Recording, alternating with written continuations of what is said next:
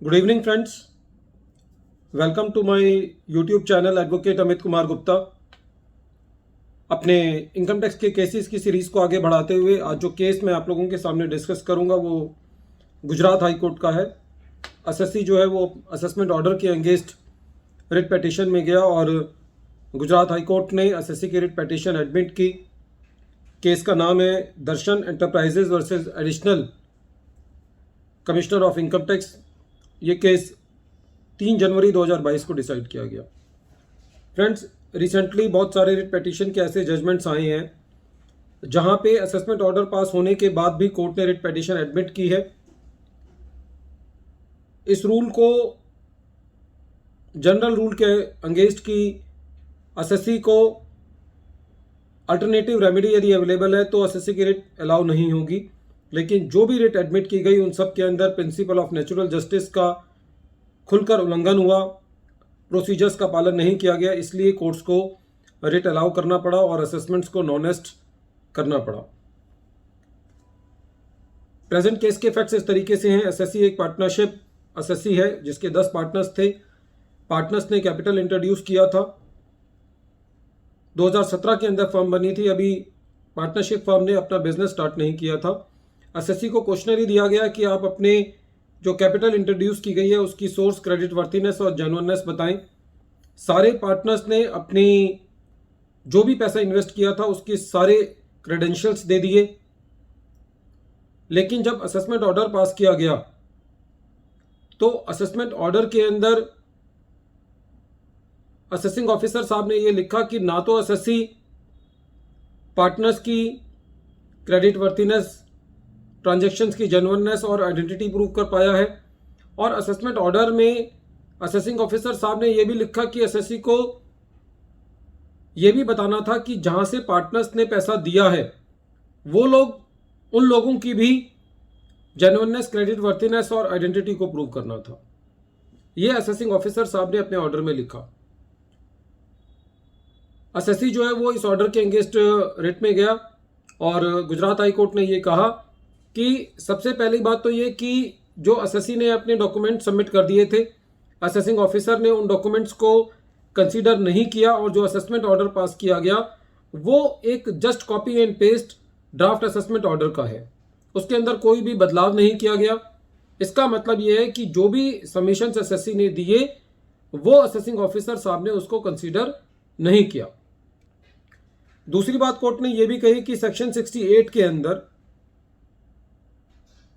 SSC को खाली जहां से इन्वेस्टमेंट आई है उसका सोर्स बताना है, सोर्स का सोर्स नहीं बताना।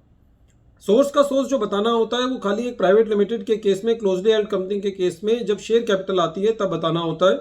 लेकिन यदि एक पार्टनरशिप फर्म के अंदर पार्टनर्स अपनी कैपिटल लेकर के आए हैं तो आप एसएससी जो कि पार्टनरशिप फर्म है उसके हाथ में एडिशन नहीं कर सकते। यदि फर्म ने सारे पार्टनर्स के डॉक्यूमेंटेशन पूरी कर दी है, आइडेंटिटी, क्रेडिट वर्थिनेस और जेन्युइननेस बता दी है, यदि आपको एडिशन करना है उसके बाद यदि जाना है तो आप जो पार्टनर्स हैं उनकी असेसमेंट खोलें और उनके अंदर जाकर के सेक्शन 69 में एडिशन करें। लेकिन जहां पे एसएससी फर्म ने सारी डॉक्यूमेंटेशन पूरी कर दी है, सारे क्रेडेंशियल्स दे दिए हैं, तो वहां पे आप अब सेक्शन 68 की एडिशन नहीं कर सकते। तो इस केस के अंदर गुजरात हाई कोर्ट ने मैटर को रिमांड बैक किया और यह कहा कि जो भी डॉक्यूमेंटेशन एसएससी ने दी है पार्टनर्स की, आप उनको कंसीडर करें और कंसीडर करके असेसमेंट ऑर्डर पास करें।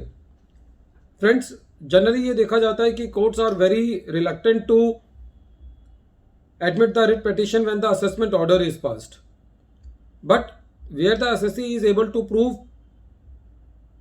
the total breach of natural justice and where the submissions of the SSC has not been considered at all and have not been incorporated into the order, then the courts may allow the writ of the SSC.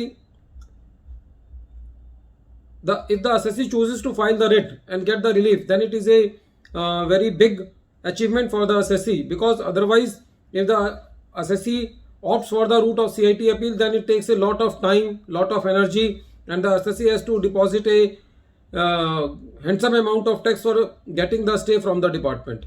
So in the present case, the assessee writ was admitted, the assessment order was set aside, and the court directed the assessing officer to pass a fresh assessment order after considering all the submissions and all the documentation of the assessee. Friends, this case is very important in dealing with those cases where the assessment orders have been passed without accepting in real sense the submissions of the assessee, without incorporating them into the assessment orders, where the assessment orders and the draft assessment orders are more or less the same. They do not consider the submissions of the assessee. So it is the right of the assessee that his submission should be considered while passing the assessment orders. So in this welcome decision, the assessment order was quashed, and the court directed the assessing officer to pass the fresh order. The moot point of this case was that the assessee was not required to prove the source of the capital which has been introduced by the partners into the partnership firm. Only a closely held company has to tell the source of the share capital. But in partnership firm, the partnership firm is not obliged to tell the source of the capital.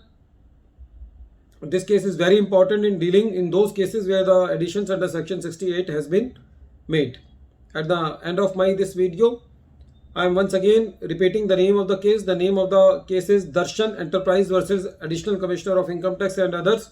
And this matter has been repeated in 441 ITR at page number 473. And the matter has been decided on January 3, 2022.